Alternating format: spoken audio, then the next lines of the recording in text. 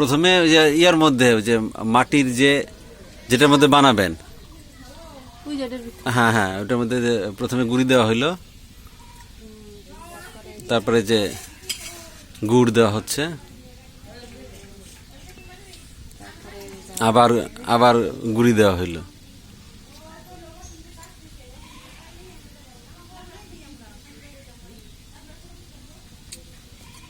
এটার মধ্যে আবার নারকেলও দেওয়া যায়। নারকেল নারকেল কোড়াইয়া দিলে স্বাদ আরো বাড়ে। হ্যাঁ, এখন তো যে হ্যাঁ হ্যাঁ হ্যাঁ, এখন নারকেলের ফলনও কমে গেছে। হ্যাঁ, যে গুড় দেওয়া হচ্ছে।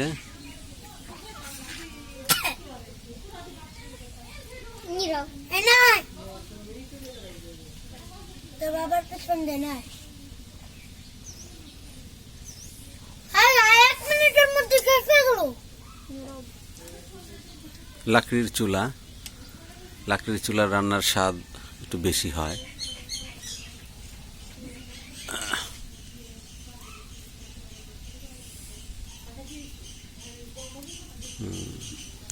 একসাথে 3টা করে পিঠা দেওয়া যায় না? একটারও পাতিল আছে, আমার 3টা। আচ্ছা, আরো একটা আছে, ওটা রেডি করেন নাকি? আচ্ছা, তো আরেকটু গুড় কাটা লাগবে, একটু গুড় মানে শর্ট হয়ে গেছে।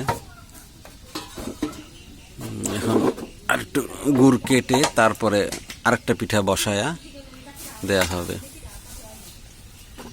এই যে গুড়টা একটু দেখান, সুন্দর। হ্যাঁ, গুড় কাটা হচ্ছে। আমাকে দাও আছে নাকি? আমাকে তো দাও নাই, আমাকে দাও ভাঙ্গি গেছে কবে, আমরা মানুষের দাও না কাম করি। কার দাও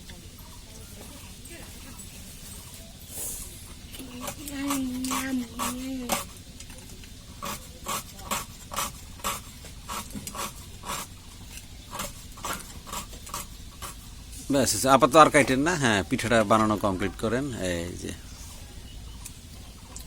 এটা হলো মাটির এক ধরনের পাত্র, এই পাত্রের মধ্যে গুড়ি দেয়া হয়, চালের গুড়ি। হ্যাঁ, মাঝখানে এখন গুড় দিবে।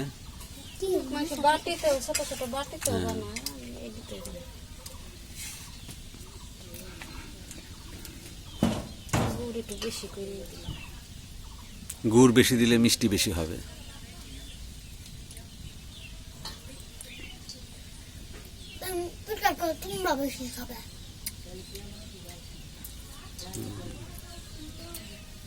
এখন এই যে ভাপে বসাই দিবেন, ভাপ দিয়ে পিঠাটা বানানো হয়, যার জন্য এই পিঠার নাম ভাপা পিঠা।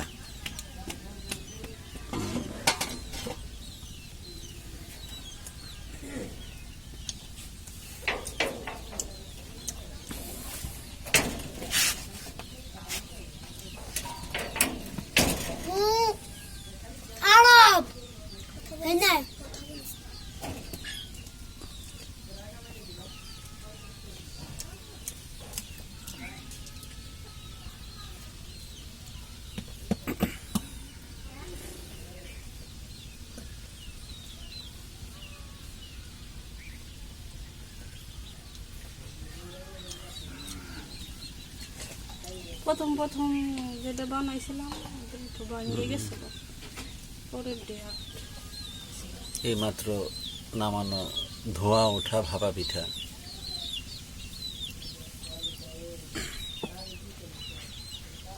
এটা হলো তিনটা পিঠার সেট। একসাথে 3টা পিঠা বসানো যায়।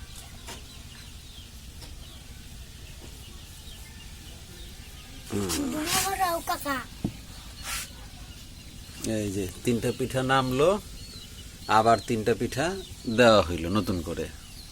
একসাথে 3টা করে পিঠা হয়।